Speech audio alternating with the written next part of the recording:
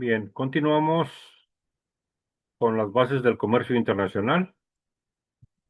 En cuanto a los intercoms, conviene aclarar dos dudas muy habituales. En primer lugar, estos se aplican al contrato de compraventa y no al de transporte de mercancías, al contrato de compra-venta.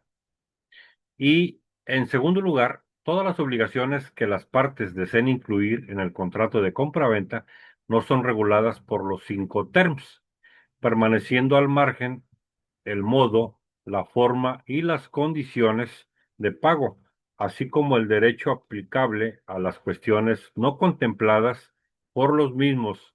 En concreto, resuelven 4 elementos esenciales del contrato: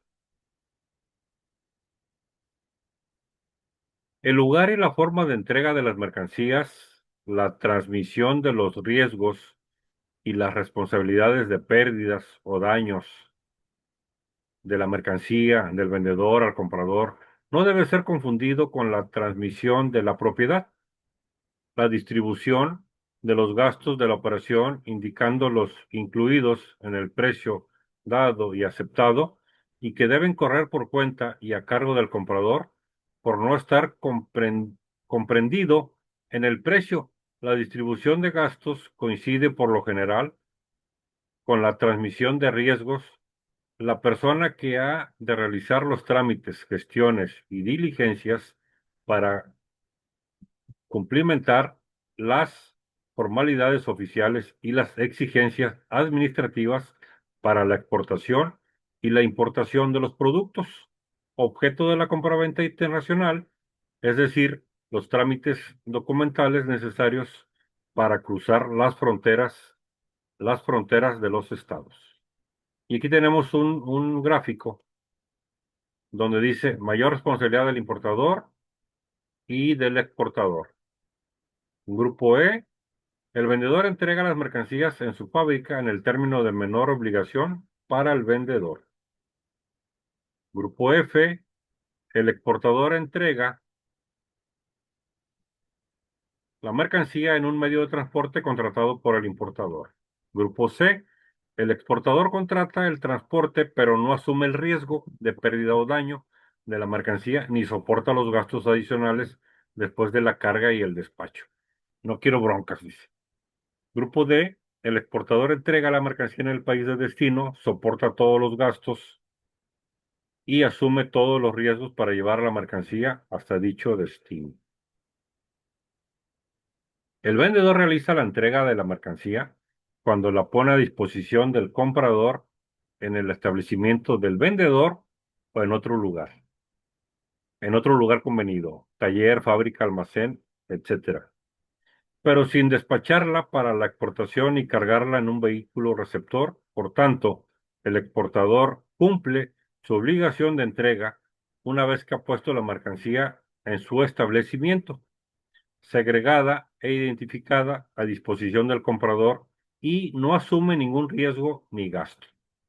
El importador es responsable de la carga, el despacho de aduana y, por tanto, debe asumir todos los gastos, riesgos, diligencias, gestiones y responsabilidades desde el momento en que se hace cargo de la mercancía en el almacén o en la fábrica del vendedor hasta la llegada a su destino.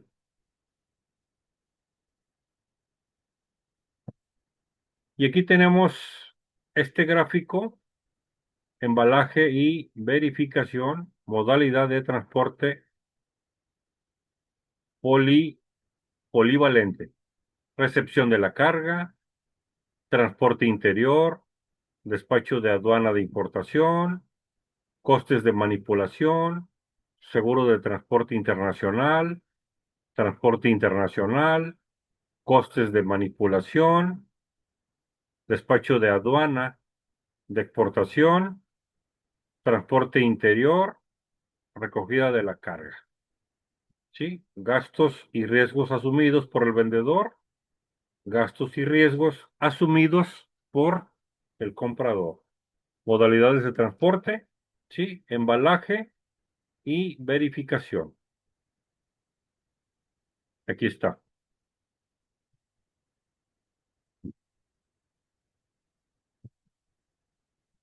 Vamos a ver, dice comercio internacional.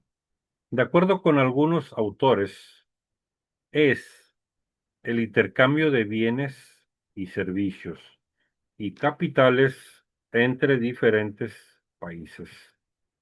Otros dicen que es el proceso por el que los países exportan e importan bienes, servicios y capital financiero.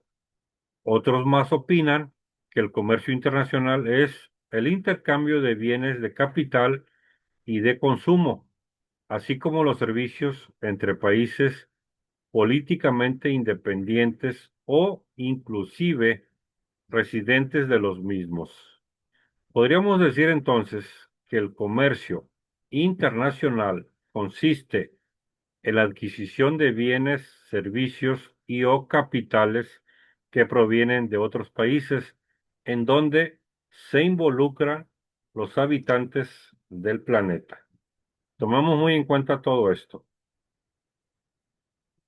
Comercio internacional, sí, que de acuerdo con algunos autores es el intercambio de bienes y servicios. ¿Ok? Intercambio de bienes y servicios.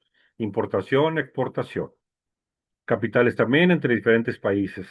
El TEMEC, tratado entre México, Estados Unidos y Canadá. Otros dicen que es el proceso por el que los países exportan e importan bienes. ¿Es correcto? Importación y exportación. Yo recibo, yo mando. Pagamos impuestos, cobramos impuestos. Otros más opinan que es el comercio internacional, que es el intercambio de bienes de capital y de consumo, así como también los servicios entre países políticamente pues, independientes o inclusive pues residentes de los mismos, ¿no? Se puede decir entonces que el comercio internacional consiste en la adquisición de bienes, servicios y o capitales que provienen de países de Estados Unidos, de otros países.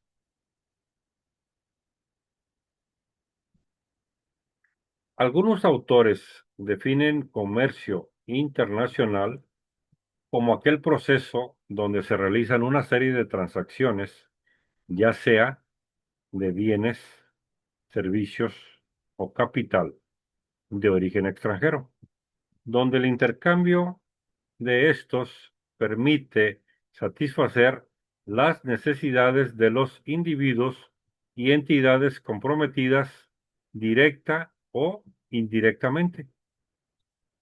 Los autores especialistas, ¿cómo definen como el intercambio de bienes, servicios y capitales entre dos países, compañías o individuos? Por una parte, hay un vendedor y por la otra, un comprador, los cuales se denominan exportador e importador respectivamente. Entonces, el comercio internacional, las bases del comercio internacional, el TEMEC, importación, exportación, pedimentos, ¿sí? Los pedimentos, los impuestos, aranceles, sí, la comunicación con otros países de Estados Unidos, sí, porque Estados Unidos abarca muchas ciudades, sí, México por ende igualmente, sí, son 32 estados de la República, entonces, pues esto es el comercio, o cómo lo catalogan, ¿no? Proceso donde se realizan una serie de transacciones o donde se realizan intercambio de bienes. Y esto ha sido mi culminación, bases del comercio internacional. Gracias por su atención a esta presentación. Espero sea de utilidad para su aprendizaje en lo que vayan a desarrollar en sus trabajos, en sus carreras, en sus fuentes, en alguna empresa, en algún negocio, en lo que vayan ustedes a, este, a comenzar, sí, en todo lo que inicien.